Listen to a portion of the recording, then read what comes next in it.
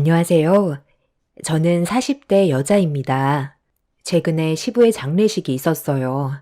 이것저것 정신없이 정리하다 보니 벌써 시부가 돌아가신 지도 한 달의 시간이 지나가 버렸습니다. 제가 사연을 신청하려고 마음먹은 이유는 시부의 장례식 때 있었던 일들이 너무 기가 막히고 말이 안 나올 정도로 황당했던 사건이 눈앞에 펼쳐졌었는데요. 그때의 상황이 아직까지도 저에겐 엄청난 충격으로 남아있는 상태라 글을 쓰는 지금도 정신적으로 괴롭긴 하지만 많은 분들이 제가 겪었던 일들을 들어주셨으면 좋겠어요.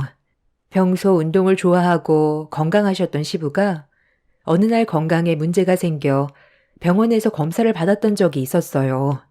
옆구리에 통증이 반복적으로 일어나서 고통을 참아오다가 도저히 안 될 것 같으셨는지 혼자서 병원을 가셨는데 시모에게 전화가 왔을 때 저희 부부는 충격적인 말을 듣게 되었고 온 가족이 급하게 시댁으로 향했어요. 현관문을 열었을 때 이미 집은 초상남 분위기였고 오열하는 시모 옆에 시부는 충격에서 벗어나지 못하고 있는 상태셨어요. 시댁에 오기 전에 전화통화로 듣게 된 시부의 병명은 췌장암 말기였고 이미 손을 쓰기에는 어려운 상태였습니다. 다른 장기에도 벌써 암이 전체적으로 퍼진 상태였어요. 항암 치료를 받는다 해도 기대하기 힘들다며 의사는 주변 정리를 권할 정도로 상황이 좋지가 않았었죠. 저는 그때 췌장암을 처음 들어봤었는데 알고 보니 암 중에서도 치료하기가 제일 어렵고 이미 병명을 알았을 때는 진행 상태가 많이 늦어버려 완치가 될 수 없는 무서운 병이라는 걸 알 수 있었어요. 워낙 헬스장에서 살다시피 하셨던 시부가 건강 하나만큼은 누구보다 자신 있다고 생각하셨는데 어느 날부터 운동을 격하게 해서 살이 빠진 것 같다며 불편함을 느끼셨고 소화가 안 되는 것 같은 여러 가지 복합적인 불편함을 얘기하셨지만 가족들 모두 대수롭지 않게 생각했었어요. 시부가 운동을 너무 격하게 해서 그런 부작용이 온 거라고 말하니까 저희는 그런 줄 알고 있었고 겉으로 보기에도 별다른 문제는 없어 보였습니다. 그런데 췌장암 말기 판정을 받고 돌아왔으니 얼마나 충격을 받으셨겠어요. 저희 부부와 형님네에는 시부에게 위로의 말도 해줄 수가 없었습니다.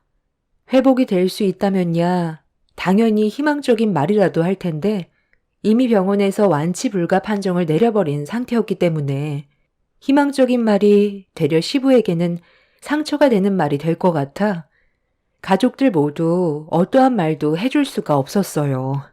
그리고 그때 알았던 게 아무리 건강한 사람이라도 암은 절대로 피해갈 수 없다는 걸 알게 되었고 건강관리에 소홀히 하면 안 된다는 걸 눈앞에서 보게 된 터라 저희 부부도 그날 이후 건강검진을 받아보기로 했었어요. 췌장암은 유전적인 요인도 있다고 하더라고요. 남편은 술을 워낙 좋아해서 꼭 밥 먹을 때마다 반주를 하는데 지나칠 정도로 먹지는 않고 한두 잔만 먹긴 했지만 버릇처럼 생활에 자리를 잡았었기 때문에 걱정을 안 할 수가 없었어요. 시부는 가족들에게 젊다고 자만하지 말고 건강검진은 시간 될 때마다 필수로 받아야 된다면서 몸의 신호를 무시하고 넘어간 게 너무 후회가 된다면서 가족들 앞에서 처음으로 눈물을 흘리셨습니다. 시모는 그래도 지푸라기라도 잡는 심정으로 병원에 입원해 치료를 받는 게 좋지 않겠냐며 시부를 설득했지만 이미 시부는 현실을 받아들이고 연명치료를 거부했어요. 남은 시간 살아보겠다고 병원에서 발버둥 치다 떠나는 것보다 주어진 시간을 가치 있게 쓰고 싶다며 현실을 받아들이셨네요. 그렇게 시부는 얼마 남지 않은 시간을 바쁘게 보내셨고 후회 없는 삶을 보낸 뒤 숨을 거두셨습니다.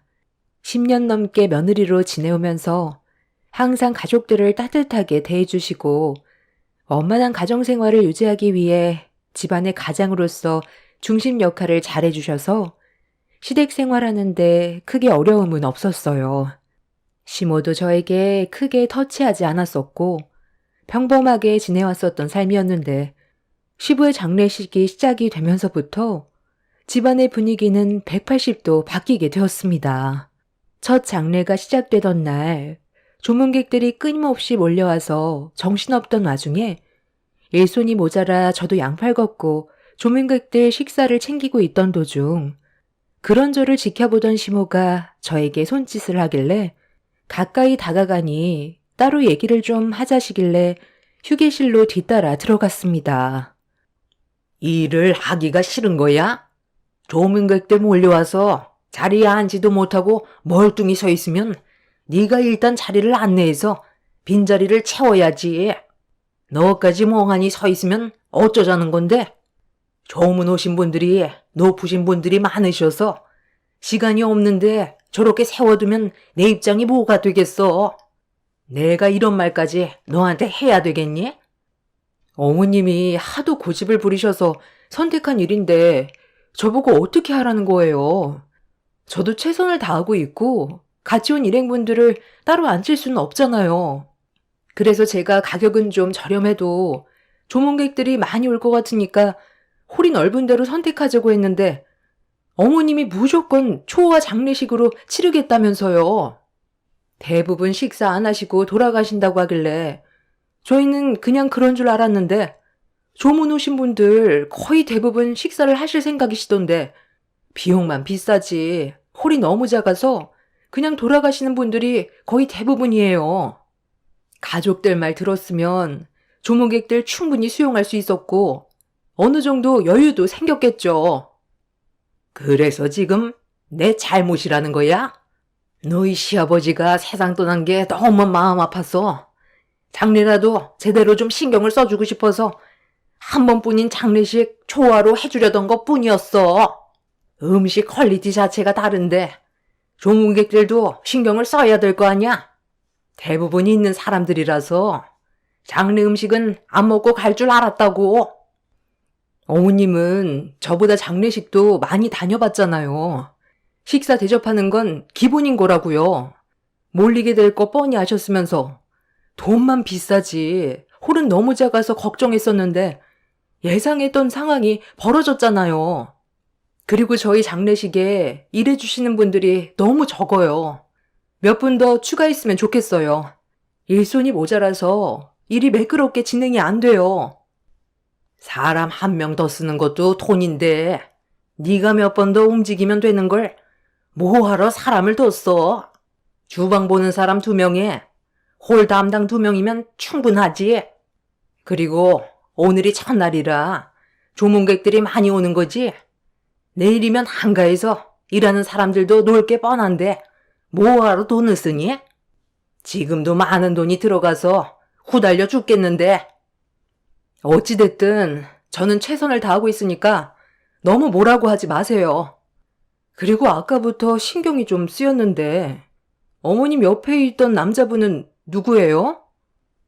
내가 그런 것까지 너한테 일일이 말을 해줘야 되니? 쓸데없는데 참견할 생각하지 말고 너한테 주어진 일이나 잘해라. 바쁘니까 빨리빨리 움직여. 시모는 평소 제가 알던 모습과는 많이 달라 보였어요. 시부가 떠나서 정신적으로 많이 힘들어서 좀 예민한 것 같아 그냥 넘어가려 했지만 분위기 자체가 너무 달랐어요. 그냥 딴 사람 보는 것 같은 느낌이 들었고 저를 함부로 대하는 행동들이 적응이 되지 않았죠. 그리고 시모에게 시선을 떼지 않고 주위를 맴돌고 있는 한 남자가 제 눈에 들어왔는데 상당히 거슬리더라고요. 시모와 연관되어 있는 사람 같아 보였는데 처음 보는 사람이었고 제가 누구냐고 여쭤보는 말에 예민하게 반응하신 걸 보면 시모와 의문의 남자가 서로 가까운 사이라는 건 짐작할 수 있었습니다. 그렇게 시모의 뒤를 따라 다시 장례식장으로 나오니 상당히 많은 조문객들이 줄지어 장례식장 안으로 들어왔고 남편과 아주버님은 조문객들과 인사를 주고받고 있었습니다. 형님은 장례식이 있기 전에 하필 식중독에 걸려 탈수까지 오는 바람에 병원에 입원 중이라 다음날 오기로 이미 얘기가 되어 있던 터라 시모는 모든 일을 저에게 시켰어요. 누가 봐도 저는 장례식 상조 도우미였죠. 그렇게 정신없이 바쁘게 움직이던 사이 저희 엄마가 먼 길을 달려오셨어요. 부산에 살고 계셔서 서울까지 오는 데는 시간이 많이 필요했는데 시모는 저희 엄마를 보자마자 인사부터 주고받는 게 아닌 앞치마를 건네주었습니다. 제가 엄마 손에 들려있던 앞치마를 뺏은 뒤 뭐 하시는 거냐고 불편한 표정으로 시모를 바라보자 제 손에 들려있던 앞치마를 다시 빼서 들더니 저희 엄마한테 던지듯 다시 건네주었습니다. 적어도 사돈지간이면 장례식장에 올 때 옷차림에도 어느 정도 신경을 써야죠. 그렇게 옷이 없어요? 추레하게 그게 뭡니까? 정말 창피해서 고개를 들지 못하겠네요. 제가 봤을 땐 어머님이 더 이해가 안 되는데요. 아버님 장례식에 패션쇼 하러 오셨어요? 남들 시선이 중요한 곳은 아니잖아요. 저희 엄마가 입고 계신 옷차림이 진정성이 있어 보이지. 어머님이 하고 계신 스타일은 남들한테 축하받으려고 치장한 것 같아요. 눈이 부실 정도로 액세서리를 달고 있는 게 어디 있어요? 그리고 왜 저희 엄마한테 앞치마를 건네주시는 거예요? 설마 지금 저희 엄마 보고 상주도우미 역할을 해달라는 건 아니죠? 부산에서 서울까지 오는데 얼마나 힘든지 아시잖아요. 사돈지간 도와줄 수 있는 거지. 그리고 부산에서 서울까지 사돈이 뛰어오셨니? KTX 타고 편하게 왔으면서 뭐가 그렇게 힘들다고 나한테 큰 소리야? 지금 상황에서 누구보다 힘든 사람은 나라고. 그리고 사돈은 부산에서 식당 일도 했기 때문에 서빙 일도 잘하니까 도움 좀 받자는 건데 그게 뭐 잘못됐니? 저는 그날 시모의 행동과 말투에 기분이 많이 상해서 욱하려 했는데 엄마는 일을 크게 만들고 싶지 않았는지 최대한 좋게 넘어가려 했어요. 엄마는 배우자를 잃은 슬픔 때문에 정신이 온전하지 못할 수 있다면서 충분히 시모의 입장을 이해한다고 앞치마를 두르셨어요. 그런 엄마한테 뭐 하는 거냐고 화를 낼 수 없었던 이유는 저희 엄마도 아빠를 잃었던 기억이 있었기 때문에 충분히 어떤 마음인지 공감을 하고 있는 것 같아 보였어요. 엄마의 입장은 이해 못하는 건 아니었지만 그래도 시모의 행동이 옳은 건 아니었기 때문에 제 기분은 점점 더 안 좋아질 수밖에 없었습니다. 엄마는 부족한 일손을 도와주겠다면서 조문객들을 챙기셨는데 식당 일을 오래 하셔서 그런지 일처리가 순조롭게 진행이 되었고 그렇게 어느 정도 시간이 지나고 늦은 저녁 시간이 되자 그제야 한숨 돌릴 수 있는 여유가 생길 수 있었어요. 남편과 아주버님은 일손을 도와준 저희 엄마에게 감사하다며 엄마 덕분에 정신없던 장례식이 원활하게 진행이 될 수 있었다고 대화를 주고받고 있었는데 어느 정도 한가해졌을 때부터 술을 마시던 시모가 꽤 많은 양을 마셨는지 갑자기 소주잔을 저희 쪽으로 집어 던졌어요. 시모의 돌발 행동에 너무 놀란 저희 가족은 당황했고 남편과 아주버님이 시모에게 달려가 그만 들어가서 쉬는 게 좋을 것 같다며 시모를 휴게실로 들여보내려 했는데 두 형제의 손을 뿌리치더니 갑자기 저희 엄마한테 삿대질을 하면서 막말을 퍼부어대기 시작했습니다. 이 여편네가 아직 장례가 끝나지도 않았는데 벌써 앞치마를 풀려고? 할 일이 산더미니까 쉴 생각 하지 말고 상이나 치워. 도와주기로 했으면 끝까지 도와주라고. 어머니, 술을 너무 많이 드신 것 같아요. 이제 좀 들어가서 눈 좀 붙여요. 왜 안 하던 짓을 하는 건데요? 나중에 장모님 얼굴 어떻게 보려고 그래요? 먼 길을 오셨는데 쉬지도 못하시고 지금까지 계속 일을 도와줬잖아요. 말만 초호화 장례지 일반 장례랑 다를 게 뭐예요? 어머니 고집 때문에 상황만 안 좋아졌잖아요. 그래, 전부 다 내 탓이다. 나도 너희 아빠한테 그동안 못해줬던 것들이 생각이 나서 미안한 마음에 장례라도 신경 써주고 싶어서 선택했던 것 뿐이야. 옵션만 초호하지 별반 차이 없다는 거 엄마도 느끼고 있잖아요. 그럼 장모님이 도와줬으면 고맙다는 말 한마디라도 해주는 건 당연한 건데 저 사람도 옆에 있는데 어떻게 옆에 내라는 말을 할 수가 있어요? 주변 사람들이 저희를 뭐라고 생각하겠어요? 술 먹었다고 해서 남한테 상처 주는 건 잘못된 거예요. 김서방, 그만하고 얼른 모시고 들어가게. 사돈이 지금 제정신이겠나? 배우자가 떠난 아픔 때문에 지금 무슨 말을 하고 있는지도 모르고 있을 거야. 엄마도 똑같이 아빠 먼저 보냈었는데도 저렇게 하진 않았죠. 어머님이 저러는 건 그냥 화풀이 하는 걸로밖엔 안 보인다고요. 방금 한 말 당장 수습하세요. 너까지 게 감히 어디서 명령질이야? 그동안 내가 너한테 쌓인 불만이 얼마나 많았는 줄 알아? 너희 시아버지가 옆에 있어서 참고 있었던 거지. 네가 우리 집 며느리로 들어온 순간부터 지금까지 마음에 들었던 적 한 번도 없었다. 그간 내 아들 얼굴 보고 싶어서 아무 말도 안 했던 건데 이제 나도 더 이상 참으면서 살지 않을 생각이다. 사돈은 딸 교육을 어떻게 시켰길래 저렇게 버릇이 없어요? 어른한테 얼굴 붉히면서 대드는 게 맞는 거예요? 술을 너무 과하게 드신 것 같은데 이제 그만하시죠. 다른 건 다 참고 넘어갈 수 있지만 제 딸을 욕하는 건 저도 참는데 한계가 있을 것 같네요. 안 참으면 뭐 어쩌게요? 한 대 치시게? 장례식장에 들어간 돈도 상당해서 스트레스 받는데 잘 됐네. 땡값이라도 받아서 본전치기하게 쳐볼 테면 쳐봐요. 아이, 그만 좀 해요. 어머니, 원래 이런 사람이었어요? 그동안 가족들한테 보여줬던 모습들은 전부 다 가식이었던 거예요? 도대체 이러는 이유가 뭐예요? 장례 끝나면 가족들 얼굴 안 보고 싶어서 일부러 이러는 거냐고요? 지금 세령 엄마도 식중독에 걸려서 병원에 있는 것도 신경 쓰이는 게 한두 가지가 아닌데 어머니까지 이러면 정말 힘들다고요. 더 이상 일을 키우지 말고 그만 들어가서 쉬세요. 어머니는 지금 좀 쉬어야 될 것 같아요. 아, 제발 좀 들어가시라고요. 이건 나. 내가 쉬고 싶으면 알아서 들어갈 테니까 밀지 말라고. 야, 이 옆편네야. 뭘 그렇게 쳐다보고 있어? 빨리 상 치우라는 말 안 들려? 일당 주면 되잖아.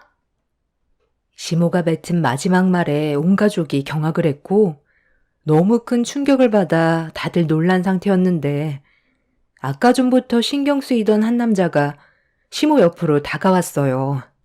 젊어 보이는 남자는 남편과 비슷한 나이대 같아 보였는데 시모의 팔을 잡은 뒤 그만하라는 한마디 꺼내자 시모가 그 남자와 눈빛을 주고받더니 갑자기 순한 양처럼 조용해졌습니다.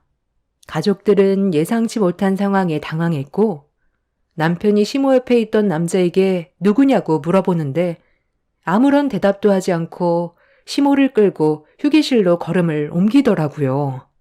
남편은 자기를 무시하던 남자의 행동에 기분이 나빴는지 몸을 돌려 세우면서 시모의 팔을 잡고 있는 손을 분리시켰고 목소리를 높이는 순간 시모가 남편의 뺨에 손을 올렸습니다.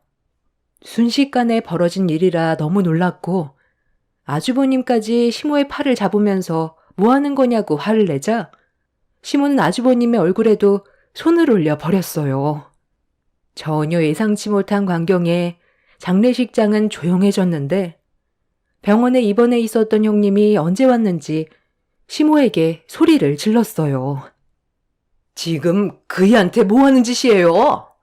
왜 잘못도 없는 사람한테 손을 함부로 올리는 건데요? 아버님 떠나셨다고 정신줄을 놓은 거예요? 저 남자가 누군데 어머님 자식인 이 사람한테까지 손을 올리는 거냐고요? 저기요, 그쪽이 누구냐고 물어봤잖아요. 처음 보는 얼굴인데 설마 어머님이랑 바람 피운 관계세요? 쓸데없는 말 할 거면 너도 앞치마 두르고 일이나 도와라. 네가 작은 며느리보다 더 꼴보기 싫은 거 알고 있냐? 갑자기 식중독에 걸렸다는 게 웃기지 않아? 한창 바쁠 때 식중독에 걸려서 병원에 입원했다는 거 솔직히 조문객들이 많이 올 거 뻔히 알고 있으니까 한가해질 때쯤 오려고 미리 계획했던 거잖아. 아니, 무슨 말을 그렇게 하세요. 지금도 상태가 안 좋은데도 동서가 고생하고 있을 게 눈에 훤해서 좀 더 입원해 있어야 된다고 했는데도 힘들게 온 거라고요. 그리고 제가 식중독 걸리고 싶어서 그런 것도 아니잖아요. 술을 드시려면 곱게 드시던가. 가족들한테 상처 다 주면 어머님한테 남는 게 뭔데요? 속이 후련하세요? 너희들 더 이상 필요 없다. 장례식 끝나면 어차피 얼굴 볼 생각 조금도 없었어. 나도 지금까지 할 만큼 했거든. 내가 그동안 너희들이 마음에 안 들었는데도 지금까지 참았던 게 왜 그랬는지 알아? 끝까지 숨기고 절대로 들키지 않아야 나한테 불이익이 안 오거든. 너희들이 모르는 것들이 수도 없이 많다. 할 도리는 해야 되니까 장례식 끝날 때까지만 봐주는 거야. 지긋지긋했던 내 인생에도 이제야 빛을 보게 됐는데 더 이상 너희들 얼굴 볼 필요 없잖아. 시모는 완전히 다른 사람으로 변해 있었어요. 평소 알던 모습이 아니라서 가족들 모두 놀라고 있었는데 어디서 소리를 지르냐며 장례식장 안으로 시댁 일가 친척분들이 줄지어 들어왔습니다. 일가 친척 전원이 고함을 치자 시모의 얼굴빛은 갑자기 새하얗게 굳어버렸고 당황한 얼굴로 시댁 친척분들을 노려보고 있었습니다. 그리고 시모 앞으로 가까이 걸어간 시 큰아버지께서 시모에게 손을 내밀었어요. 알 수 없는 행동을 보이자 시모가 시 큰아버지를 쳐다만 보고 있었습니다. 내놔. 내 말 무슨 뜻인지 몰라? 지금 내 동생 재산 내놓으라고. 오늘 줄초상 한번 치를까? 장례 끝나면 내 동생 재산 가지고 저놈이랑 도망칠 생각이었지? 내가 이때가 오기를 손꼽아 기다리고 있었는데 정신 나갔다고 그이가 남긴 재산을 도해내겠어요? 어차피 법적으로 모든 재산은 제 이름으로 옮겨지는 건 당연한 거고 저도 지금까지 그 사람 한 사람으로서 최선을 다하며 살아왔었기 때문에 재산에 대해서는 아주버님이 관여할 수 있는 문제는 아니죠. 오셨으면 식사나 하고 가세요. 내 동생이 그동안 모르고 있을 줄 알아? 알면서도 눈 감아줬으면 감사하게 생각하고 몸만 나가면 되지. 내 동생 재산까지 전부 가지고 가겠다고? 방금 얘기했잖아요. 지금까지 할 만큼 했으면 된 건데 뭘 더 해야 되는 건데요.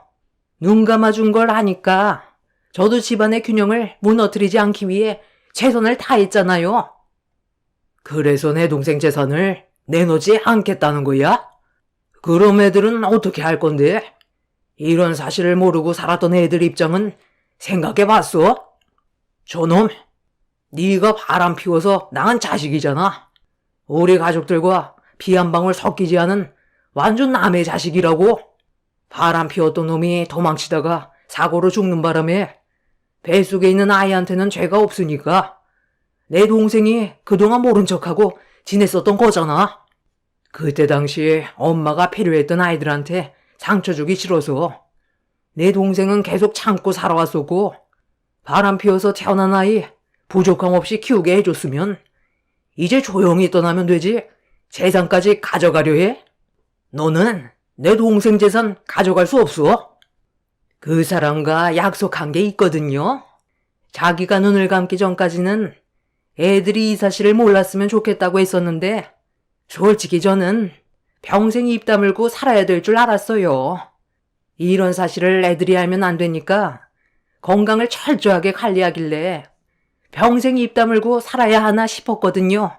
그런데 건강했던 그 사람이 췌장암에 걸려 떠나게 될지 누가 알았겠어요? 얘도 제 배 아파 낳은 또 다른 자식이에요. 당연히 행복해야 될 권리가 있고 그동안 외롭고 힘들게 살아왔기 때문에 이제는 행복하게 해주고 싶어요. 그래서 나에게 넘어온 재산 새 아들한테 다 퍼줄 거예요. 그이가 이미 저를 용서했는데 아주버님이 나한테 뭐라고 할 처지는 못 되죠. 아주버님과 남편은 이런 사실을 전혀 알지 못했었는지 엄청난 충격을 받았었고, 시모 옆에 서 있는 남자가 시모의 또 다른 혼의 자식이었다는 거에 혼란스러워하고 있었어요. 더군다나 시모가 시부 몰래 바람 피워서 낳은 자식이었다는 건 시모의 행동이 옳지 않았다는 거였는데, 이런 사실을 알면서도 시부는 자식들을 위해 눈물을 삼켜야 했고 이혼을 하지 않았습니다. 시부는 뱃속의 아이는 받아주지 않았고 시모는 태어난 아이까지 책임을 져야 하는 상황이라 시부의 도움을 받을 수밖에 없었습니다. 시부는 아주버님과 남편의 양육자가 필요했고 시모는 비슷한 시기에 태어난 아이의 양육비가 필요했기 때문에 서로 필요한 걸 주고받으며 그동안 자식들 몰래 살아오고 있던 거였습니다. 췌장암이 스트레스에도 많은 영향을 준다고 들었는데 시부는 그동안 시모와 살면서 스트레스를 운동으로 풀었던 것 같아 보였어요. 하지만 내적 스트레스는 병으로 남아 결국 췌장암으로 이어진 것 같아 안타까움을 느끼게 되었습니다. 그리고 시 큰 아버님은 시모를 상대로 법적 소송을 걸겠다며 압박을 가했고 시부가 남긴 증거물 몇 개를 장례식장 안에서 보여줬습니다. 가족들 모두 그 영상을 보게 됐는데 이미 시부는 시모 몰래 숨을 거두기 전까지 많은 걸 정리해 놓은 상태였어요. 보통은 시모가 혼의 자식에게 재산을 주기 위해서는 시부와 친자 관계가 등재되어 있어야 법률상 효력이 발생해 시부에게 재산을 상속받을 수가 있는데 시부는 숨을 거뒀어도 혼외자를 자신의 자녀로 인정할 수 없다는 의사표시를 영상으로 직접 만들어 두었어요. 어떠한 재산도 혼외자에게는 남겨주지 않을 거라는 유서를 영상으로 확실한 증거물을 남겨두었고 시부의 재산은 불우한 이웃을 돕기 위해 일부 기증까지 되어 있는 상태였습니다. 그리고 남겨진 재산은 남편과 아주버님한테 돌아가는데 이 모든 걸 시 큰 아버님께서 관여할 수 있게끔 영상으로 증거물을 만들어 놓았습니다. 그리고 마지막으로 시모에게는 그동안 자식들 키운 거에 대해서는 고생했지만 결혼 생활 동안 바람 피워서 아이까지 낳은 거에 대해서는 눈을 감는 그 순간까지도 용서할 수 없다며 지금까지 먹고 살게 해준 것만도 감사하게 생각하라면서 시모에게는 재산에 대한 권리를 박탈하겠다는 유언을 남기셨습니다. 시모는 시부가 남긴 유언의 영상을 보더니 새하얗게 굳어버렸고 시 큰 아버님은 시부의 장례가 끝난과 동시에 법적으로 이 문제에 대해 소송을 제기했어요. 그리고 지금 현재 법적 공방이 오고 가고 있는 상태입니다. 시부의 유언이 어느 정도 적용은 되어 시부의 재산은 아주버님과 남편이 거의 대부분 가져가게 되는 걸로 마무리가 되어가고 있지만 시모가 그동안 시부와 살면서 법적 관계를 유지해온 부분과 이혼을 하지 않고 서로의 이득을 위해 합의하고 부부관계를 이어온 거에 대해선 법률상 부부임을 인정하는 거기 때문에 재산의 일부분은 시모에게도 어느 정도 돌아가게 되는 걸로 틀이 잡혀 있는 상태입니다. 시 큰 아버님은 시모에게 땡전 한 푼 쥐어줄 수 없다면서 현재 항소를 제기했어요. 그리고 이 일이 있고 난 이후부터 아주버님과 남편은 시모의 얼굴을 단 한 번도 보지 않았습니다. 과거의 행동에 대해선 모두가 용서하고 싶지 않은 것 같습니다. 시모는 바람 피워서 낳은 자식도 똑같이 배 아파 낳은 자식이기 때문에 본인한테는 아픈 손가락이라면서 아주버님과 남편에겐 그동안 많은 사랑을 줬으니 이제는 혼의 자식에게 남은 인생을 쏟아낼 거라면서 시모는 미련도 없이 등을 돌렸어요. 그래도 함께 살아온 세월이 있는데 어떻게 조금의 고민도 없이 등을 보일 수 있는 건지 이해가 되지 않더라고요. 이 일로 인해 시모와는 완전히 연을 끊게 되었지만 차라리 잘 된 것 같아요. 남편이 시모와 혼의 자식을 보면서 스트레스 받다가 시부처럼 암에 걸리느니 차라리 얼굴 안 보고 사는 게 속 편할 것 같습니다. 나중에 병들어 몸 아프게 되면 분명 땅을 치고 후회할 날이 올 겁니다. 이런 말도 안 되는 기가 막힌 일들이 눈앞에 펼쳐졌다는 게 아직까지 믿어지지가 않네요. 시 큰 아버님이 시모의 혼외 자식을 뒤에서 몰래 조사를 해봤다는데 제대로 된 가정 환경에서 자라지 않고 커서 그런지 시모가 주는 돈으로 거의 매일 노름빵을 드나들고 있다는 말을 들었는데 시모는 아직까지 그 사실을 모르는 것 같아요. 나중에 얼마 되지도 않는 남은 돈까지 전부 다 탈탈 털리고 나면 머리 굽히고 들어오려 하겠죠. 그 전에 저희는 시모가 찾지 못하게 다른 곳으로 이사할 생각입니다. 이런 제 기가 막힌 사연을 들어주신 분들 감사합니다. 안녕하세요.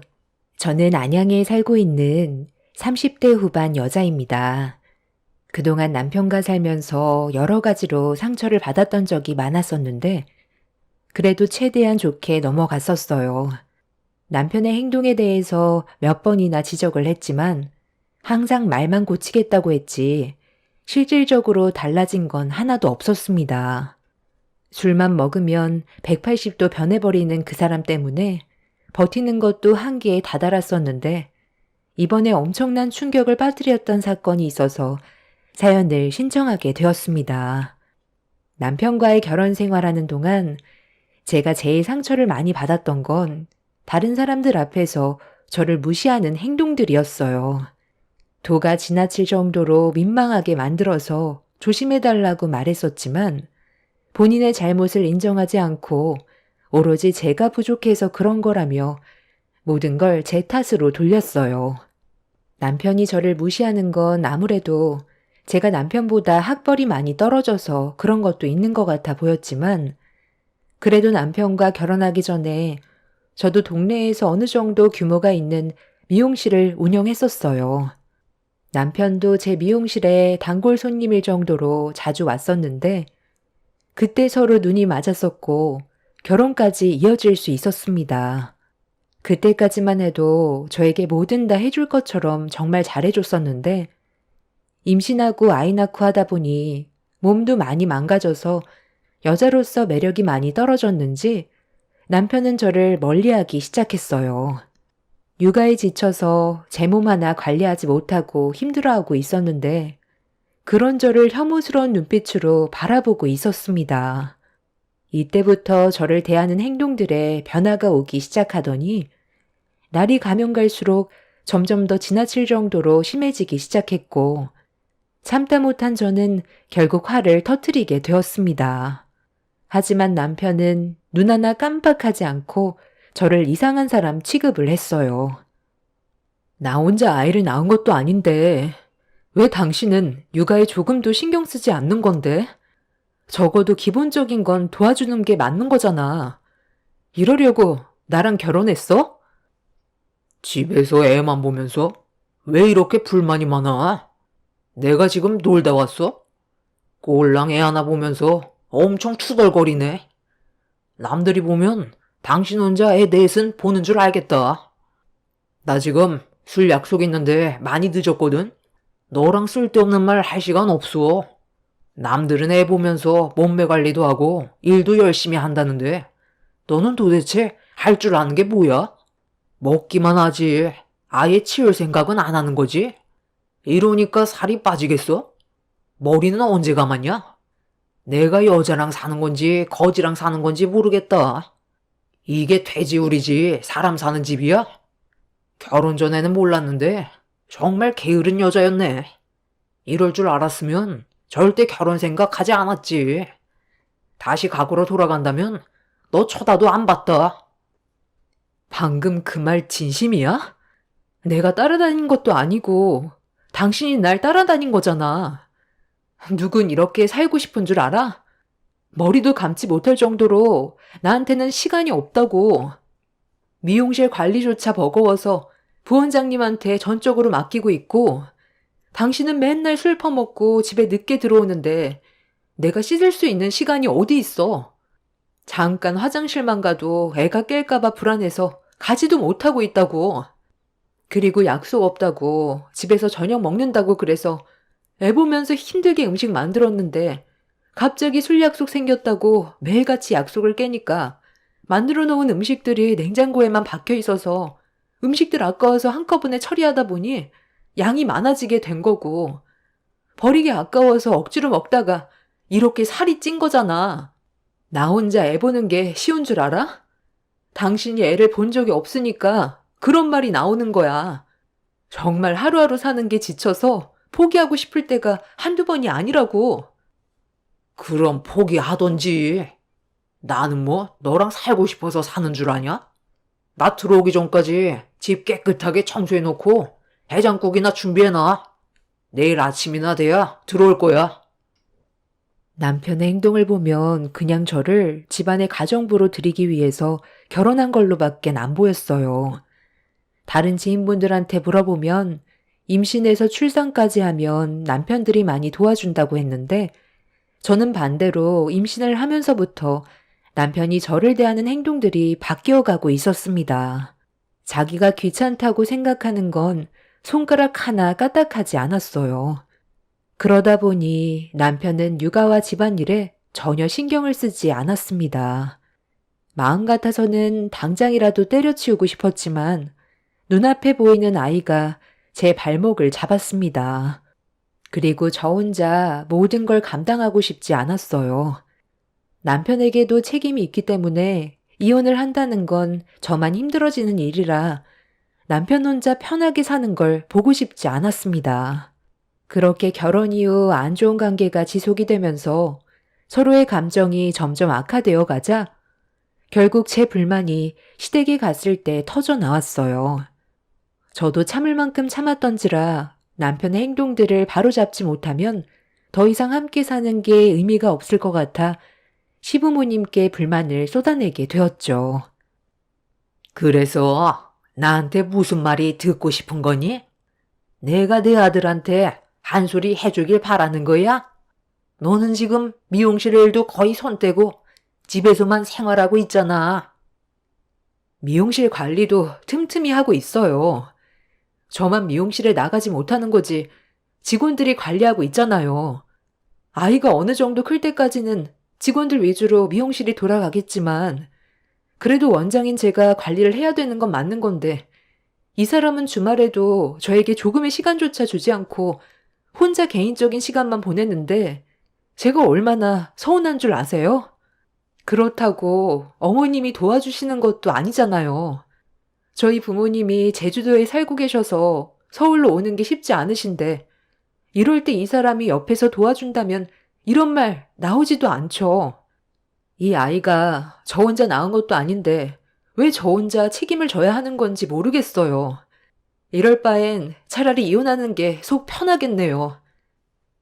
이혼? 이혼이 무슨 애들 장난이니? 어차피 미용실은 직원들이 알아서 하면 전화 통화로 해결할 수 있는 거잖아. 현재의 상황에 맞게 처리하면 되는 건데 바쁜 내 아들한테 꼭 그렇게 도와달라고 해야 되겠니? 의사 남편 얻었으면 이 정도 감수하는 건 당연한 거지. 애 하나 보는 게 큰일도 아닌데 상황을 이렇게까지 안 좋게 만들어야 되겠어? 내가 널 왜 며느리로 받아줬는지 잊은 건 아니지? 학벌은 고졸밖에 안 되지만 미용실 운영하면서 벌어들이는 수익이 의사인 내 아들과 비슷해서 젊은 나이에 능력은 좋은 것 같아 너를 받아주기로 결정했던 거였는데 맨날 불만만 털어놓고 매사에 긍정적인 면은 하나도 없으니 욕을 먹는 거지. 아, 말도 마요. 집에 들어오자마자 살얼음판 걷는 것 같다니까요. 제가 밖에서 놀다 오는 것도 아니고 하루 종일 환자한테 치여서 힘들다 보니까 동료 직원들과 술 한잔 하는 건데 그걸 이해 못 해주면 앞으로 어떻게 살겠어요? 어떻게 보면 남보다 못하다니까요. 나도 이런 결혼 생활을 꿈꿔왔던 게 아니라니까. 내가 언제 당신 일에 대해 문제 삼은 적 있었어? 함께 사는 공간이면 당신도 신경을 써달라는 건데 당신이 집에 와서 하는 일이 뭔데? 술 약속 없으면 방에 들어가서 나오지도 않고 영화 보고 핸드폰만 보다가 그냥 퍼질러 자잖아. 울고 보채는 당신 아들 한 번이라도 안아줘 봤어? 어떻게 된 게 아빠라는 사람이 태어날 때 한 번 안아보고 지금까지 손 한 번 안 대볼 수가 있어? 남의 아이 아니야. 당신 아들이라고. 적어도 손 한 번 정도는 만져볼 수 있는 거 아니야? 시댁에서 하소연을 하면 시댁 식구들 중 한 명은 제 편이 되어줄 거라 생각했는데 단 한 사람도 제 편을 대어주지 않았어요.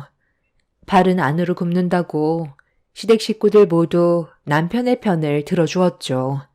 아무리 제가 힘들다고 얘기해도 의사인 남편이 훨씬 더 힘들다며 애 보는 건 아무것도 아니라면서 저에게 상처되는 말만 쏟아내었네요.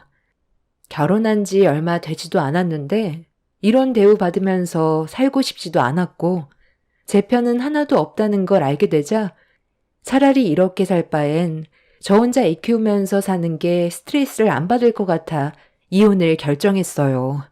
그래서 시댁 식구들 앞에서 차라리 이혼하겠다고 하자 시모의 반응에 어이가 없었네요. 정 이혼하고 싶으면 애는 놓고 가라. 우리 집안 대를 이어줄 아들 손자고 앞으로 크게 될 인물인데 네가 키우면 미용밖에 더 배우겠니? 노는 물에 따라 인생이 바뀐다고. 내 아들 따라 의사가 돼야지. 사내 아가 계집애처럼 가위 잡는 건 절대 안 되지. 이혼할 거면 애는 무조건 놓고 너 혼자 이 집에서 나가라. 내 배 아파서 낳은 아이인데 어머님이 데려가라 마라 할 자격은 없는 거죠. 이 사람이 아빠 역할도 제대로 하지 못하는데 의사가 될 수나 있겠어요? 당신 말고도 내 아들 키워줄 사람은 많아. 차라리 돈 주고 보모 드리는 게 훨씬 스트레스 안 받고 살 수 있겠다. 그렇게 이혼 원하면 당장 해줄게. 제 편이 하나도 없다 보니 남편은 저에게 더 크게 목소리를 높이면서 화를 냈어요. 이혼은 해줄 테니 애는 보내지 못하겠다는 억지스러운 말에 기분이 확 상했었죠. 그렇게 한참 동안 저희 부부관계의 문제점에 대해서 심각하게 대화를 이어나갔지만 아무것도 달라지는 건 없었고 되레 저만 더 큰 마음의 상처를 받게 되었습니다. 결국 이혼 소송까지 가는 걸로 결론을 내리게 되자 남편은 어차피 저와 이혼하게 될 거고 남이나 다름없다고 생각했는지 더 막무가내로 행동하기 시작했어요. 사람 하나 잘못 만나서 제 인생이 한순간에 무너졌고 세상에 태어난 아이까지도 불행한 길을 걷게 되었는데 남편은 죄책감 하나 없어 보이는 것 같았습니다. 그리고 누누이 얘기했던 술에 대해서도 저와는 더 이상 상관없다고 여겼는지 전보다 더 많은 술을 마시고 집에 들어왔어요. 그런 모습들이 너무 한심스러웠고 집안의 가장이나 된 사람이 왜 혼자만 생각하는지 이해할 수 없어 한 번만이라도 저와 아이를 생각해서라도 아빠의 역할을 해줄 수 없냐고 물어봤는데 남편은 저에게 한다는 말이 다른 여자와 새 출발을 하면 그때 제대로 된 아빠 역할을 하고 싶다면서 저보고 당장 자기 집에서 나가라며 집안의 물건들을 사정없이 던지고 제게 폭력까지 가했어요. 무차별적으로 남편이 던진 물건에 혹시라도 아들이 맞게 될까봐 놀란 저는 아이를 데리고 집 밖으로 도망쳐 나왔습니다.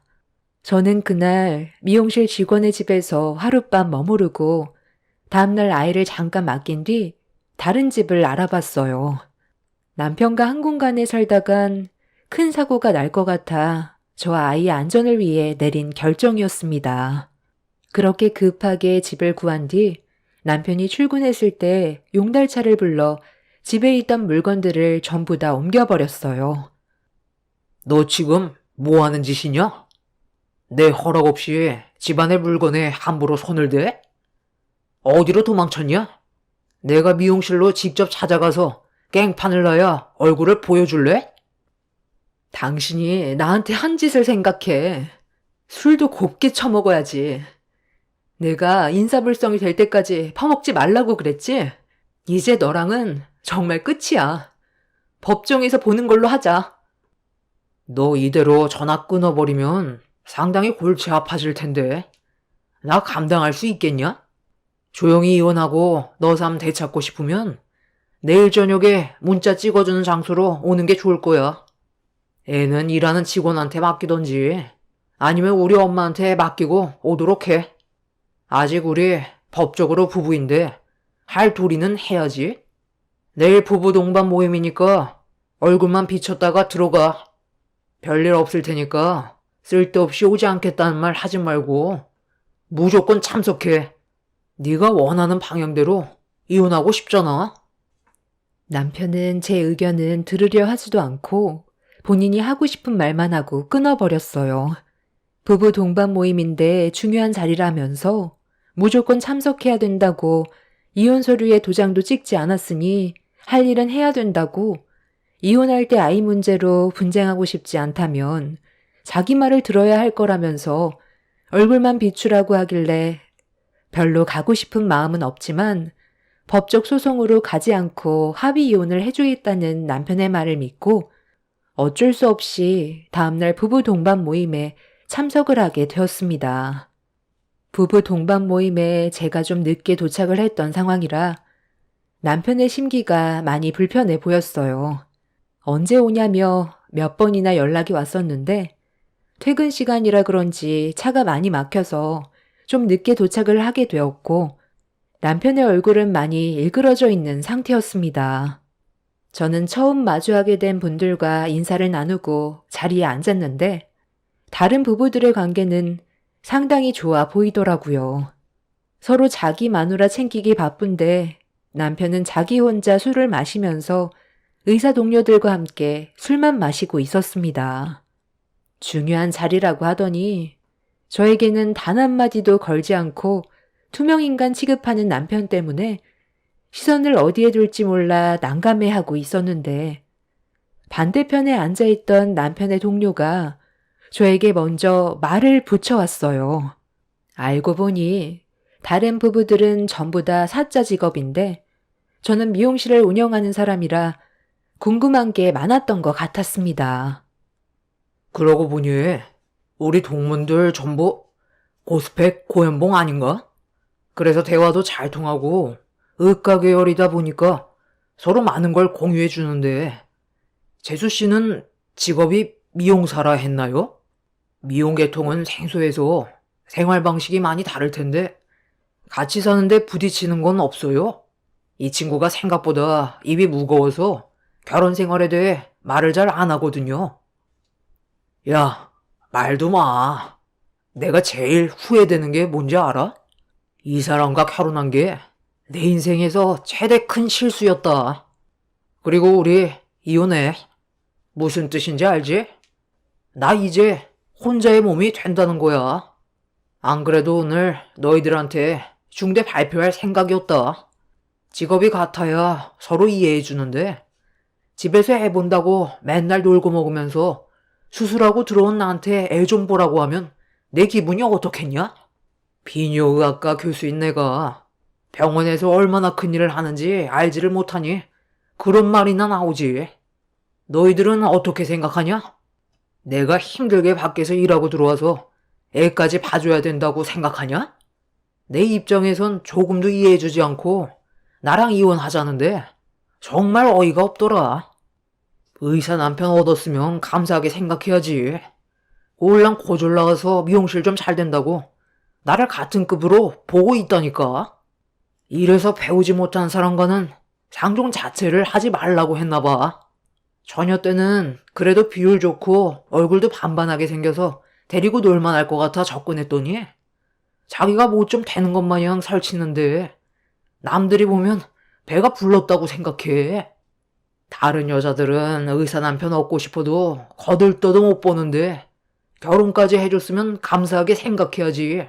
어디서 남편한테 큰 소리야? 잠깐만. 수연아.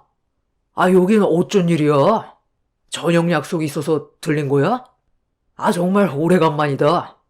그동안 어떻게 지냈어?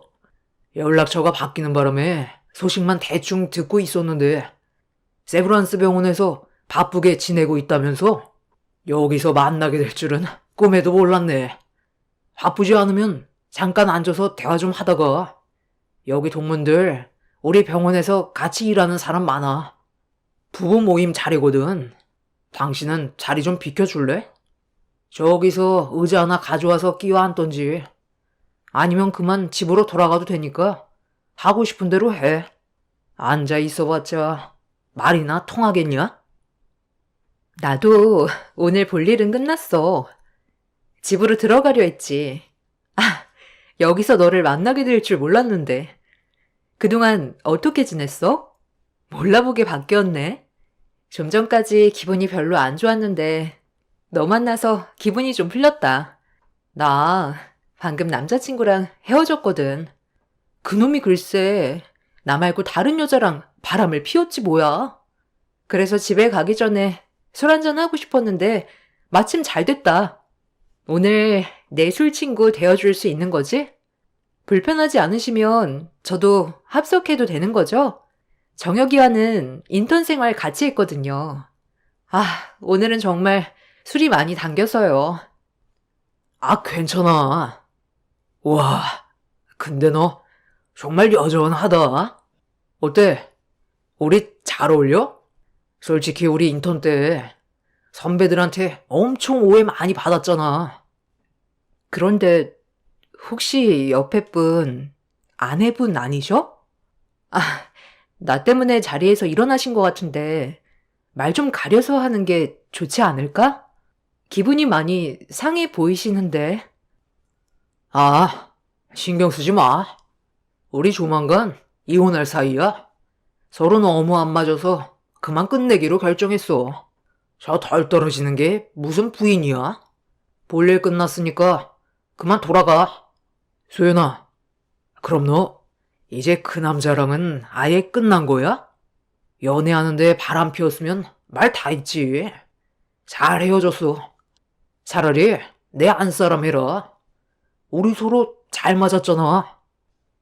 갑자기 나타난 그 여자와 남편은 서로 꽤 친한 사이였는지 대화가 거침이 없었어요. 저를 밀치고 그 자리에 그 여자를 앉혔을 때 남편의 행동에 엄청난 상처를 받았죠. 그리고 자리에 앉아있던 그 여자는 제 눈치를 보며 불편해했고 남편은 저를 불편하게 느끼곤 그만 돌아가라며 많은 사람들 앞에서 인상 쓰며 화를 냈어요. 그리고 제가 원하는 대로 합의 이혼해주겠다는 한마디 뱉은 뒤 그 여자에게 집중하고 있었죠. 제가 원하는 건 합의 이혼이었고 아이에 대한 양육권이었기 때문에 저도 볼 일은 끝난 것 같아 그 자리를 급하게 나오려 했는데 좀 전에 남편이 저에게 했던 한마디가 제 심기를 불편하게 만들었어요. 많은 사람들 앞에서 무시하는 것도 기분이 안 좋은데 저에게 덜 떨어지는 게 부인이라는 말을 했을 땐 평생 지울 수 없는 상처였고 그런 말을 아무렇지도 않게 뱉은 남편의 말을 그냥 넘길 수 없었습니다. 그래서 밖으로 나가려던 발길을 돌려 눈이 풀려 웃고 있는 남편한테 다가가 앞에 있던 맥주잔을 들어 남편의 얼굴을 향해 사정없이 뿌려버렸어요. 온몸이 맥주로 흠뻑 젖어버리자 저에게 뭐 하는 짓이냐고 소리치던 남편은 손이 제 얼굴에까지 향하더니 순간적으로 멈췄고 앉아있던 그 여자를 의식하는 듯 보였습니다. 남편은 나중에 다시 얘기하자며 티슈로 몸을 닦고 있었고 저는 다시 한번 남편의 얼굴을 향해 맥주를 뿌려 버렸습니다. 남편은 한 번은 참았지만 두 번은 못 참겠는지 제 멱살을 잡고 분노한 얼굴로 노려보며 흥분을 가라앉히지 못하자 주변 사람들이 급하게 말렸고 저를 밖으로 내보냈어요. 남편은 나중에 두고 보자면서 가만두지 않겠다고 소리치며 끝까지 저를 노려봤습니다. 그렇게 한바탕 난리친 이후 남편은 더 이상 저에게 어떠한 미련도 남지 않았는지 지긋지긋한 얼굴 더 이상 보고 싶지 않다면서 서둘러 이혼하길 원했어요. 시모는 제 아이를 데려와야 한다고 했지만 남편은 저와 피가 섞인 아이도 보고 싶지 않다면서 시모의 말을 무시했습니다. 그렇게 남편은 저와 결국 합의 이혼을 하게 되었고 두 번 다시 얼굴 볼 일은 없을 줄 알았습니다.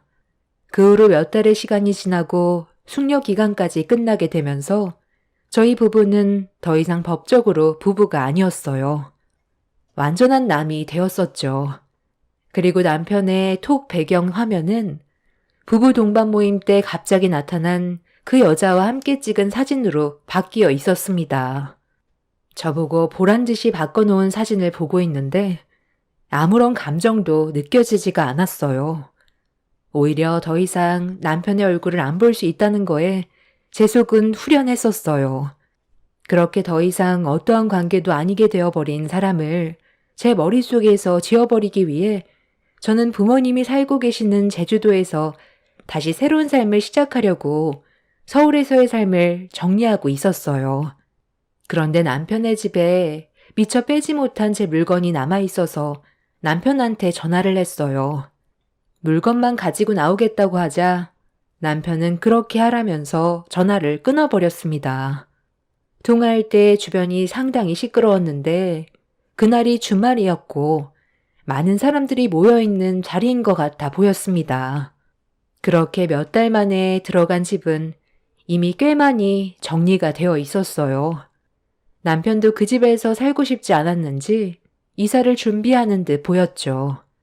제 물건들을 한쪽으로 전부 다 치워놓은 상태라 필요한 물건들만 챙기고 나머지는 쓰레기장에 버리려고 정리하고 있는데 거실 테이블 밑에 서류 봉투 하나가 떨어져 있더라고요. 그래서 아무 생각 없이 안에 있던 내용물을 꺼내봤는데 제 두 눈을 의심할 만큼 충격적인 서류를 보게 되었습니다. 제가 두 눈으로 보게 된 상황에서 그냥 넘어갈 수 있는 문제는 아니었어요. 한 사람의 생명이 달려있는 중요한 문제였는데 남편은 이 사실을 숨기고 있는 듯 보였습니다. 저는 그 자리에서 남편한테 전화를 걸었고 짜증 섞인 목소리로 왜 또 전화를 했냐고 화를 내길래 그곳이 어디냐고 물어보자 남편은 알려주지 않고 끊어버렸습니다.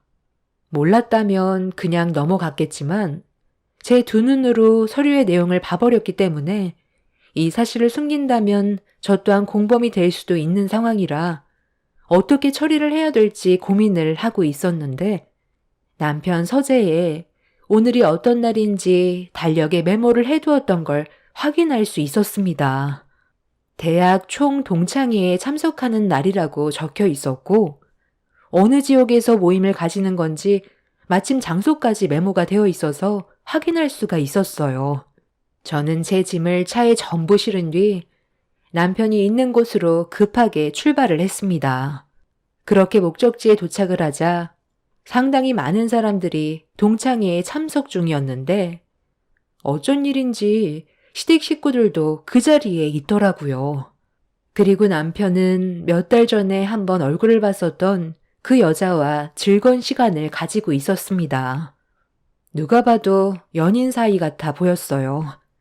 그 모습을 보고 다시 되돌아갈까 생각했지만 남편의 실수로 한 사람의 생명이 달린 문제라 그냥 넘어갈 수는 없었습니다.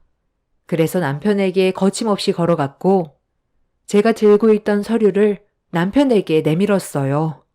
당황한 남편은 어떻게 왔냐고 저에게 인상 쓰면서 당장 나가라고 하길래 서류 봉투 안에 있던 의료 실수에 대해 물어봤습니다. 그 안에 있던 의료 실수기로 그냥 넘어갈 수 있는 문제는 아닌 것 같아서 한 사람의 목숨이 달려있는데 너는 이 사실을 알고도 왜 아무런 조치도 안 했어? 뭐야? 네가 의사라도 돼? 내가 알아서 할 문제인데 네가 뭔데 남의 의료 기록을 함부로 꺼내봐? 너 이거 법적으로 소송 걸 수도 있다는 거 몰라? 너는 그동안 환자들을 어떻게 관리했길래 이런 엄청난 의료 실수가 나올 수 있는 거야? 엑스레이에 찍혀있는 수술도구 그거 환자분은 알고 있어? 거기 네가 직접 손으로 작성한 글씨가 있잖아. 저기 저 여자 이름이 소연이지? 너 저 여자 아버지 수술을 최근에 담당했었어? 여기 네가 뭐라고 적어놨는지 봐봐. 수리 원수라고 언제 얘기해야 될지 모르겠다고 혼잣말하듯 작은 글씨로 적어놨잖아. 이미 한 달 전에 수술이 끝난 것 같은데. 너 혹시 술 먹고 수술했니? 이, 이, 이게 무슨 말이야? 너 우리 아빠 수술해줄 때 전날에 술 마셨어? 신장결석 제거 수술할 때 술을 마셨었냐고. 이리 내놔봐봐. 어떻게 이런 게 들어가 있는데 아무 말도 하지 않았던 거야?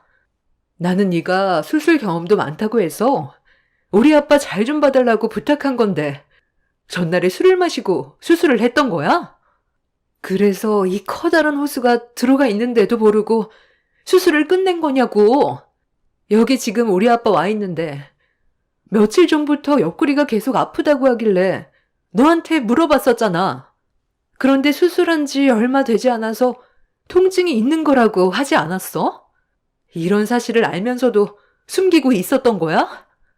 언제까지 숨길 작정이었던 건데? 나는 너랑 잘해보려고 했는데, 이런 의료 사고 때문에 너랑 나와의 관계가 틀어질까봐 두려워서 말을 못했던 거였어. 전날에 조금만 마시려 했는데, 통제가 안 돼서 나도 모르게 많이 마셨는데, 자주 하던 수술이라 별일 없을 줄 알았지. 나도 내가 왜 그런 실수를 했는지 모르겠지만, 내가 책임지고 원래대로 돌려놓을게.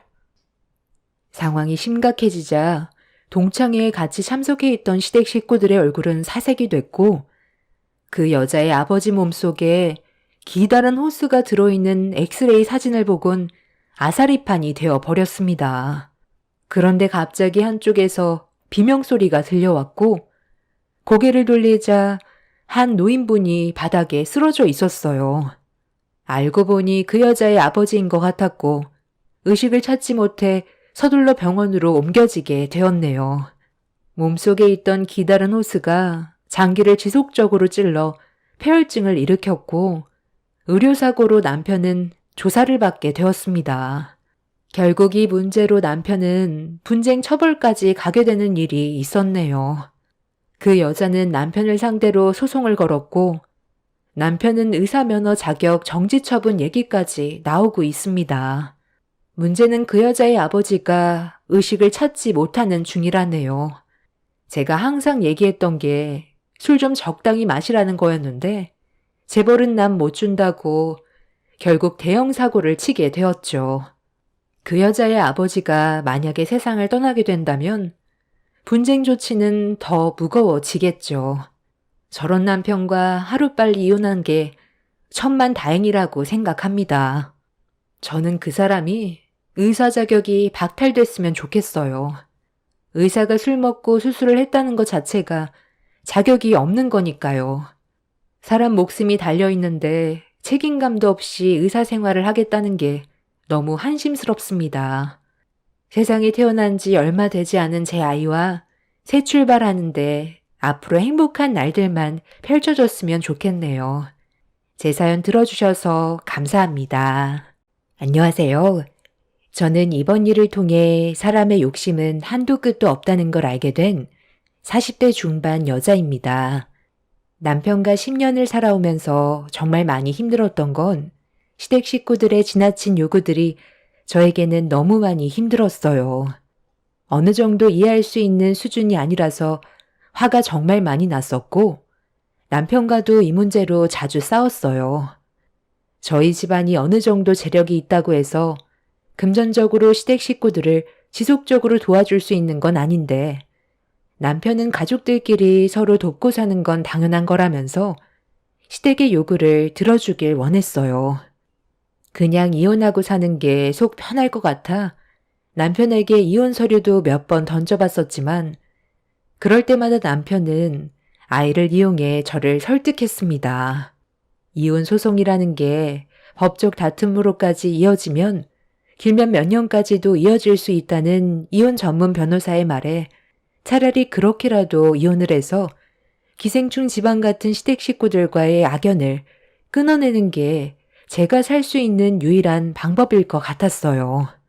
그래서 이혼 소송을 강행했고 법적 다툼이 시작되면서 아이 문제로 서로에게 온갖 상처를 주면서 정말 더러울 정도로 안 좋은 모습을 보여주며 소송이 이루어졌는데 그 사이 저희 엄마의 건강에 적신호가 켜졌어요.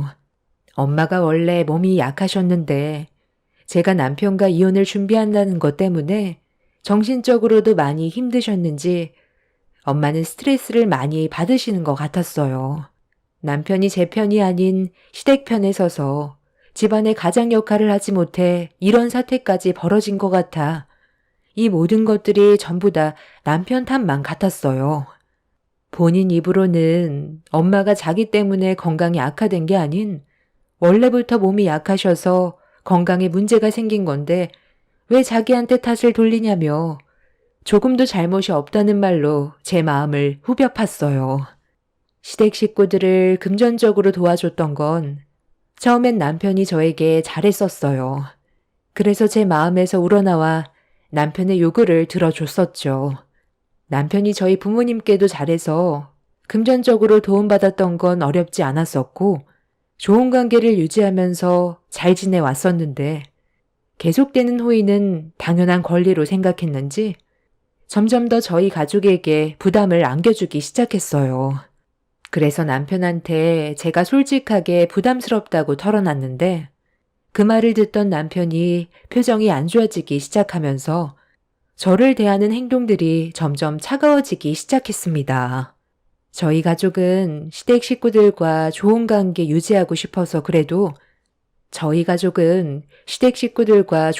유지하고 싶어서 그래도 싫은 내색 한번 하지 않고 호의를 베풀었었는데 시댁 식구들은 더 이상의 금전적으로 지원을 하지 않자 남보다 못할 정도로 저에게 많은 상처를 안겨주었습니다. 그러다 보니 남편에게 서운한 감정이 안 생길 수가 없었고 부부싸움으로까지 이어지게 된 거였어요. 제가 임신도 잘 안 돼서 아이도 늦게 가지게 되는 바람에 첫 아이가 6살밖에 안 됐는데 임신을 했을 때는 남편과의 관계는 나쁘지 않았었습니다. 임신 후에 관계가 틀어져 버린 상태라 최대한 좋게 풀어가려고 노력했었어요. 남편은 저희 집안의 돈이 아닌 저를 사랑해 주는 줄 알았는데 그건 제 착각이었다는 걸 뒤늦게 알게 되었던 거죠. 그만큼 남편을 사랑했고 믿었는데 저희 아빠가 갑자기 심장마비로 세상을 떠나신 이후 그동안 아빠가 쌓아오셨던 모든 것들이 무너지기 시작했어요. 엄마는 아빠가 떠나신 이후 원래 안 좋던 몸이 더 급격하게 안 좋아지게 되셨죠. 엄마 혼자 아빠가 하시던 일을 감당할 수가 없던 터라 하나둘 정리하기 시작했고 모든 재산을 금융관리자에게 맡겼습니다.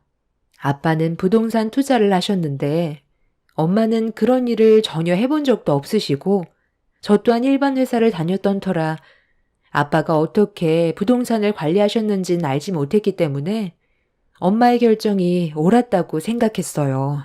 그렇게 힘든 시간들이 지나고 엄마 건물을 아빠와 함께 살던 꼬마 빌딩 하나 남게 되었고 남편과 안 좋은 관계를 유지하는 동안 엄마의 건강에도 적신호가 켜지게 된 거였죠. 엄마의 췌장암은 저에겐 정말 앞이 캄캄할 정도로 충격적인 일이었어요. 악재가 한번 터지면 줄줄이 이어진다더니 남편과 시댁 식구들 간의 관계가 틀어지더니 아빠가 갑자기 심장마비로 세상을 떠나신 것도 모자라 엄마까지 췌장암에 걸리게 되자 제가 온전한 정신으로 버티는 게 상당히 힘들었어요. 이런 안 좋은 상황에서 남편의 한마디는 결국 저를 주저앉게 만들었습니다. 그러니까 내가 뭐라고 그랬어? 베풀지 않고 욕심을 부리면 결국 다 이렇게 당신한테 돌아올 거라고 했었지? 도와달라고 했을 때 잘 좀 했으면 이런 일이 생겼겠어? 마음을 곱겠어야 불행도 찾아오지 않는 거야. 나는 당신이 벌을 받았다고 생각해. 우리가 오죽 힘들었으면 도와달라고까지 했겠어? 잘 먹고 잘 살아보려고 했던 것 뿐이지. 우리 집안이 투자 받은 돈으로 놀고 먹었냐? 음식점도 차려보고 이것저것 사업했다가 망한 거잖아. 우리도 성공해서 도움받은 거 돌려주려고 했었어. 그런데 이게 말처럼 쉽지 않으니까 얼마나 답답하겠어? 우리 엄마도 당신한테 미안하게 생각하지. 빌려간 돈이 한두 푼도 아니고 몇 억이나 되는데 눈치 안 보이겠냐? 그런데 우리가 남도 아니고 가족이잖아. 충분히 눈 감아줄 수 있는 거고 잘 될 수 있다는 희망을 주면 얼마나 좋아. 몇 번 실패하고 넘어졌다고 더는 빌려주지 않겠다며 가족 간의 관계를 틀어버리니까 이런 사단이 생긴 거라고. 처음만 잘해주면 뭐해? 끝까지 잘해줘야지. 그래서 우리 부모님이 도와준 거에 대해서는 고마움이 전혀 없다는 거야? 우리가 도와준 걸 왜 당연하게 생각하는 건데? 돈이 많아서? 당신은 나를 돈 보고 결혼했어? 도대체 우리가 언제까지 도와줘야 만족을 할 건데? 우리 아빠가 그동안 부동산 사업으로 벌어 모으신 돈이 누워서 편하게 벌었는지 알아? 발에 땀이 나도록 움직이면서 발품 팔아가며 힘들게 벌어모은 재산이야. 당긴 식구들한테 금전적으로 지원을 해줬던 건 우리 부모님이 그래도 나 생각해서 보낸 돈이었다고. 사업 한두 번 실패하는 건 그럴 수 있어. 어느 누가 처음부터 모든 일을 잘하겠어? 그런데 어느 순간부터 당신 집안은 조금만 장사가 잘 안 되는 것 같으면 바로 폐업 처리해 버렸잖아. 그리고 또다시 손을 벌리는데 어느 누가 돈을 빌려주고 싶겠어. 그런데도 어떻게 우리 부모님이 마음을 곱게 쓰지 못해 벌어진 일이라는 말을 할 수가 있어? 이혼 소송을 하면서 생긴 안 좋은 감정들 때문에 남편은 저에게 더 이상 조금의 감정도 남아있지 않았는지 막말을 거침없이 내뱉었어요. 가뜩이나 엄마의 췌장암 때문에 너무 힘든 상황인데 남편은 저에게 더 큰 상처를 안겨주었습니다. 하루빨리 모든 걸 정리하고 지긋지긋한 관계를 끊어내야 제가 살 수 있을 것 같았습니다. 그렇게 남편과 한바탕 한 뒤에 입원해 계시는 엄마 얼굴 뵈려고 병원을 찾았는데 사람들이 왜 이렇게 악한 건지 시댁 식구들이 아픈 엄마한테까지 찾아왔어요. 본인들 생각만 하는 이기적인 시댁 식구들 때문에 저는 병실에 들어가자마자 화가 치밀었고 입에서 거친 말들이 쏟아져 나왔습니다. 지금 여기가 어디라고 찾아와? 우리 엄마가 언제 돌아가실지 그거 보려고 온 거야? 당신 아들과 이혼 때문에 법적 싸움까지 간 걸 알면서 도대체 여기 온 이유가 뭐야? 아직까지 미련을 못 버렸어? 어차피 끝난 관계인데 항암 치료받고 있는 우리 엄마한테 그만 좀 손 벌려. 이 거지 같은 것들아. 얘가 지금 셰미한테 못하는 말이 없어? 거지 같은 것들이라니. 너 아직 내 아들과 법적으로 부부관계다. 정식으로 남이 되기 전까진 말을 가려서 해야지. 나도 볼 일이 있으니까 찾아온 건데 네가 뭔데 나를 내치려 들어? 어른들과 얘기 중이니까 넌 끼어들지 말고 빠져 있어라. 사돈, 제가 방금 한 말 다시 설명해 드려요. 이번엔 정말 확실하다니까요. 한 번만 도와주시면 더는 도와달라는 말 하지도 않을 겁니다. 이번에 제 아들과 이혼하려는 마당에 여기까지 찾아온 이유를 모르겠어요. 그만큼 확실하니까 돈 좀 빌려달라는 거예요. 혹시 알아요? 이번 일이 잘 되면 제 아들과 며느리가 다시 예전처럼 좋은 관계로 발전할 수도 있는 거잖아요. 손녀딸이 지금 6살인데 부모 없는 자식 만들고 싶으세요? 세상 떠나실 때 돈 싸들고 가지도 못하는 거 왜 이렇게 꽁꽁 묶어두시는지 모르겠네. 사돈, 무슨 말이라도 좀 해봐요. 췌장암에 걸려서 귀까지 어두워지셨나? 예, 사돈께서 췌장암 때문에 귀까지 안 들리시는 거니? 대화조차 섞고 싶지 않으셔서 입을 열지 않고 있는 거겠죠. 당신들이 사람이야? 남의 등에 빨대나 꽂으려는 벌레 같은 존재들이니까 상대를 하지 않으려는 거잖아. 너 지금 어른한테 그게 무슨 말버릇이야? 좋게 얘기하니까 시부모가 우습게 보여? 벌레 같은 존재라고? 여기서 아무리 발버둥 쳐봤자 어차피 세상 떠날 거 가기 전에 좋은 일 한번 하라는 건데 그게 잘못됐어? 오냐오냐 해주니까 시부모가 아주 우습지? 오늘 제대로 된 대답 듣기 전까진 여기서 절대 나가지 않을 거니까 한번 두고 보자. 사돈이 이런 식으로 나오면 우리도 진상 부릴 수밖에 없습니다. 어떻게 하실 거예요? 끝까지 지갑을 열지 않을 거예요? 췌장암에 힘들어하고 있는 저희 엄마 앞에서 위로의 말을 해주는 거 기대도 하지 않았지만 돈을 달라고 하는 말에 너무 화가 났어요.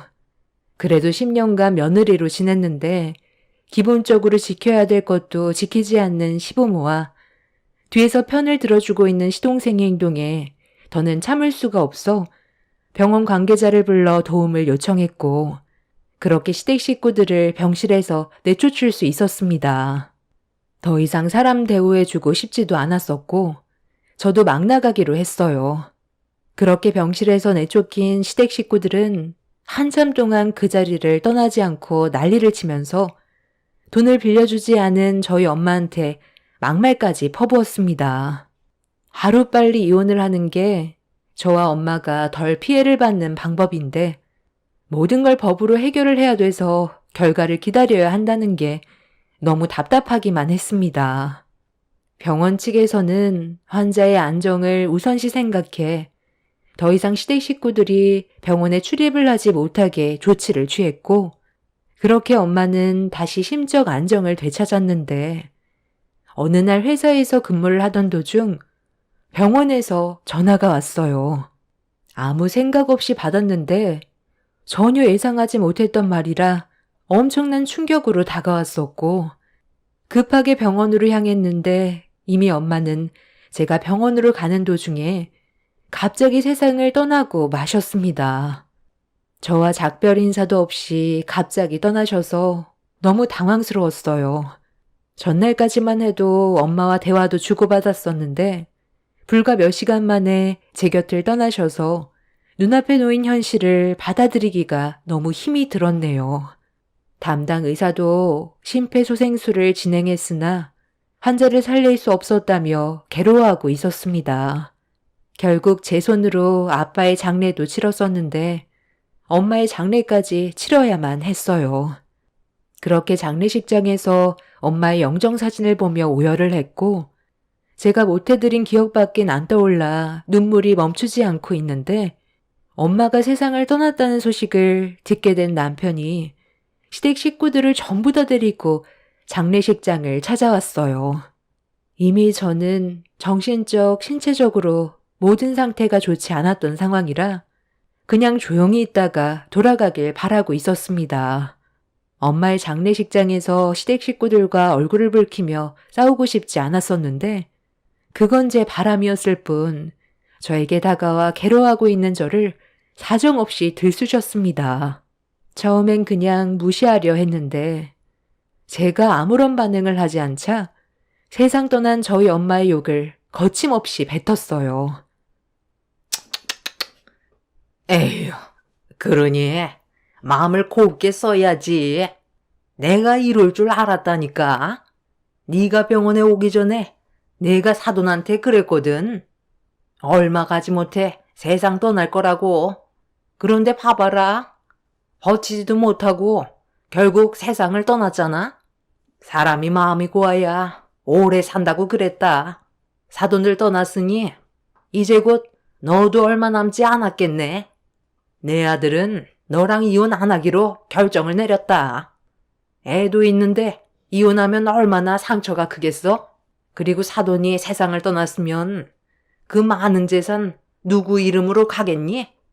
다 너한테 가게 될 텐데 여기서 이혼을 하게 되면 내 아들 몫이 줄어들잖아. 너도 언제 어디서 어떻게 떠날지 모르는데 차라리 버티는 게 좋지 않겠니? 정이혼을 원한다면 사돈이 가지고 있던 재산이 얼마인지 그것부터 나한테 얘기해라. 부동산 정리하고 꼬마 빌딩 하나 남겨놨으면 재산이 어마어마하게 있을 거 아니야. 내 아들이 꼴랑 이혼 위자료 몇 푼 받자고 못난 너랑 10년간 붙어 있었겠냐? 어떻게 할래? 평생 우리 집안과 엮여서 힘들게 살든지 아니면 가지고 있는 재산 절반 토해내고 이혼하든지 둘 중 하나 선택해라.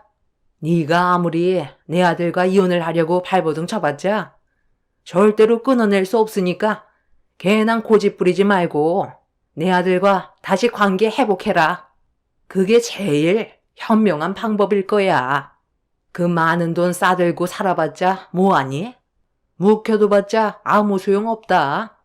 갑자기 세상 떠나면 후회만 남을 뿐이야. 돈이라도 펑펑 쓰고 세상 떠나면 미련도 없지.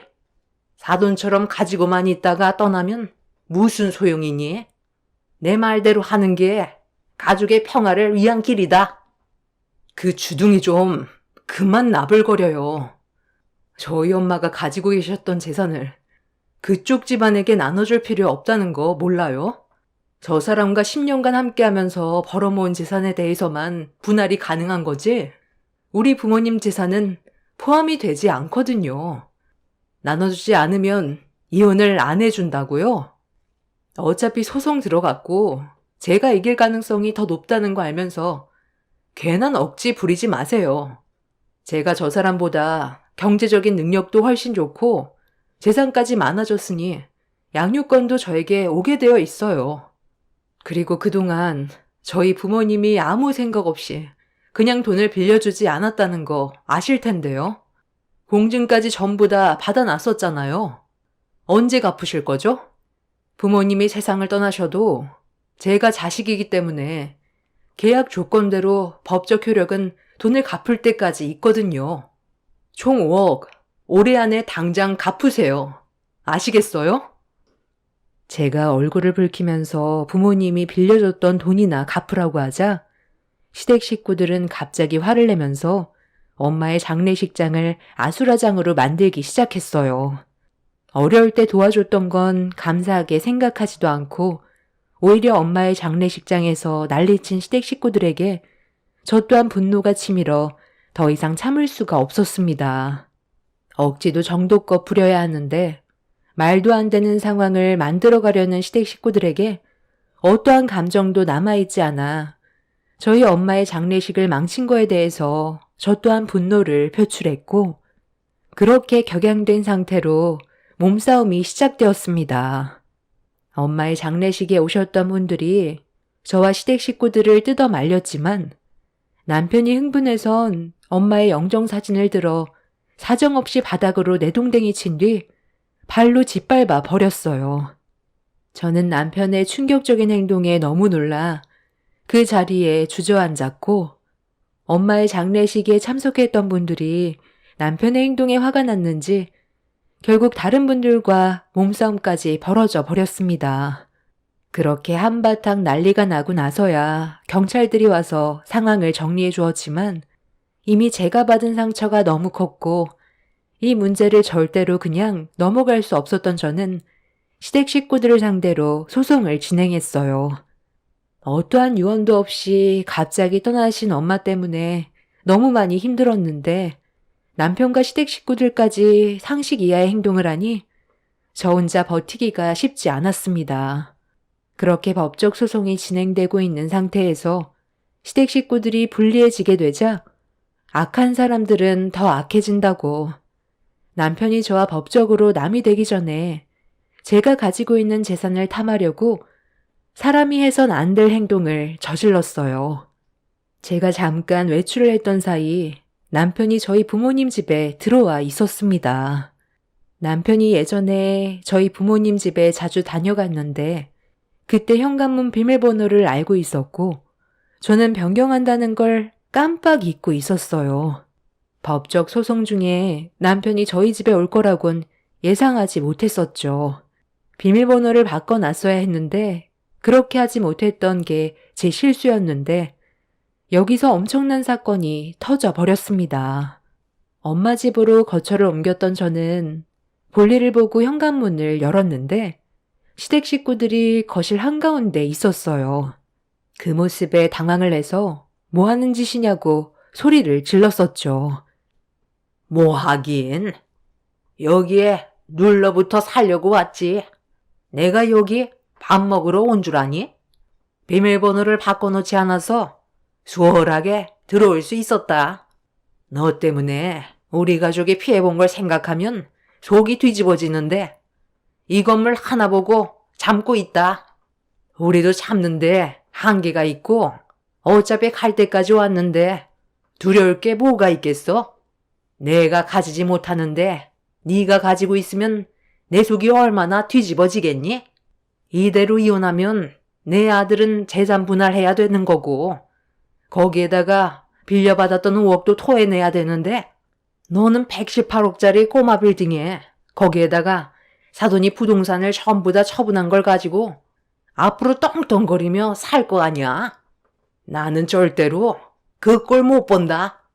이 건물 내 아들 명의로 옮겨주지 않는다면 우리 모두 그냥 이 자리에서 드러눕든지 세상 떠나는 걸로 하자. 내가 여기 들어오는데 어떤 각오로 왔는지 알아? 너한테 이 건물 못 받으면 그냥 다 떠나기로 했다. 5억이 한두 푼도 아니고 그 돈을 어떻게 갚으면서 살아? 아들, 엄마는 준비됐으니까 시작해라. 시모의 말이 끝나자마자 남편은 가스레인지 밸브 호스를 끊어버렸어요. 그리고 가스를 틀기 시작했고 호스 안에서 가스가 새어나오고 있었습니다. 이미 창문까지 전부 다 덮여져 있는 상태에서 시부는 현관문을 걸어 잠갔고 시모는 모두 다 세상을 떠나던지 아니면 118억짜리 빌딩을 넘겨주던지 선택하라면서 절대로 해선 안 될 행동을 저질렀습니다. 아래층엔 학원이라 학생들이 공부를 하고 있었고 그 밑에 층에는 병원이 있어서 잘못된 선택으로 인해 많은 사람들이 피해를 볼 수도 있는 상황인데 본인들 욕심만 채우려고 가스 밸브를 잘라 저에게 협박을 하는 시댁 식구들이 인간같이 안 보였어요. 제가 뭐 하는 짓이냐고 소리를 질렀지만 이미 시댁 식구들은 전부 이성을 잃어버린 상태였습니다. 건물을 주지 않겠다는 말을 한 순간 가스레인지 불을 켜려고 작정한 듯 보였어요. 그 모습에 너무 화가 난 저는 차라리 그냥 모두 세상 떠나자고 시댁 식구들에게 엄마의 건물이 넘어갈 바엔 나라가 가져가는 게 훨씬 낫겠다고 더 큰 목소리로 난리를 쳤어요. 제가 오히려 강하게 나오자 시댁 식구들은 당황했는지 가스레인지에 불을 붙이겠다며 더 큰 소리를 내며 저에게 겁을 주려 하자 더 이상 머뭇거리지 말라며 가스레인지에 손을 올렸습니다. 그러자 남편이 기겁을 하며 그 자리에서 도망치더니 방 안으로 들어가 숨어버렸어요. 시부는 이미 현관문을 열고 도망가 버린 상태였습니다. 시모는 그 자리에서 엎드려 머리를 숙이고 있었는데 벌벌 떨면서 일어나지 못하고 있더라고요. 조금만 겁을 주면 제가 살고 싶어서 건물을 주겠다고 타협할 거라 생각했는지 액션만 취하려는 행동이 정말 한심해 보였습니다. 저는 가스밸브를 급하게 잠근 뒤 집안 전체의 창문을 연 다음 경찰에 신고를 했어요. 그리고 엎드린 채 일어나지 못한 시모에게 이 문제까지 추가로 법적 처벌이 점점 더 무거워질 거라면서 경찰 조사 잘 받고 나오라며 집 밖으로 나가라고 했는데 시모가 계속 엎드린 채 일어나지 않고 있었습니다. 그런데 시모가 엎드린 자리에 무언가가 흐르고 있었어요. 알고 보니 제가 남편이 들고 있던 가스밸브를 빼앗아 가스레인지를 키려 하자 순간적으로 놀랐는지 바지에 실수를 해서 일어나지 못하고 있던 거였습니다. 세상에 미련이 남아있는 사람들이 욕심에 눈이 멀어 마음에도 없는 행동을 저지르려다가 되려 반대로 당하게 되자 예상치 못한 상황 때문에 많이 놀란 듯 보였습니다. 정말 답이 안 나왔고 왜 이렇게까지 사는지 이해할 수가 없었어요. 자신들의 노력으로 살아가는 게 아닌 타인의 노력을 빼앗아 살아가려는 그런 심보가 참 미련해 보였습니다. 이 문제로 시댁 식구들은 경찰 조사를 추가로 받게 되었고 한순간의 실수로 인해 엄청난 대형 참사로 이어질 뻔했기 때문에 법적으로 처벌을 면할 수가 없었습니다. 그리고 이 문제로 남편과의 이혼은 오래 걸리지 않았고 그렇게 상황이 마무리되는 줄 알았는데 여기에서 또 다른 문제가 생겼어요. 본인들의 잘못을 인정하고 싶지 않았는지 경찰의 출석 요구를 불응하고 법적 처벌을 피하기 위해 도망을 치다가 결국 자신들의 잘못을 본인들이 받게 되는 대형 사고로까지 이어지게 되었습니다. 시댁 식구들을 태우고 밤에 도망을 치던 남편이 도로에 떨어져 있던 적재물을 미처 확인하지 못하고 밟고 지나치게 되면서 도로가 분리되어 있는 곳에 있던 가드레일에 그대로 들이받아 차 안에 타고 있던 일가족이 깡그리 몰살되는 불행을 겪게 되었습니다. 너무 예상치 못했던 상황이라 소식을 듣던 저는 당황스러웠고 그 사람들의 신원 확인까지 하게 되었네요. 결국 제 손으로 시댁 일가족 모두 장례까지 치르게 되었습니다.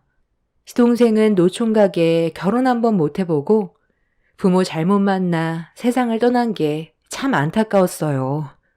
본인들 욕심만 채우려다가 일가족 모두가 세상을 떠나게 된 상황이 많은 생각을 하게 만들었어요. 사람은 자신의 욕심을 채우려고 더 큰 걸 바라다간 결국 그 끝은 나락이 될 수 있다는 걸 알게 되었습니다. 자신에게 주어진 삶에 만족하고 그 환경에 최선을 다해 살면 나중엔 좋은 결과가 올 거라 생각해요. 제 사연을 들어주신 여러분들께서도 욕심을 채우려고 발버둥 치기보단 좀 더 심적으로 여유 있는 삶을 살아가셨으면 좋겠습니다. 저는 이번에 저희 부모님께서 모으셨던 재산의 일부를 좋은 곳에 기부를 했어요. 곧 연말이고 어려운 분들이 많다는 걸 알기 때문에 제 마음을 나누고 싶었습니다. 제 사연을 들어주신 여러분들의 가정에는 언제나 축복만 함께 하시길 바랄게요. 감사합니다.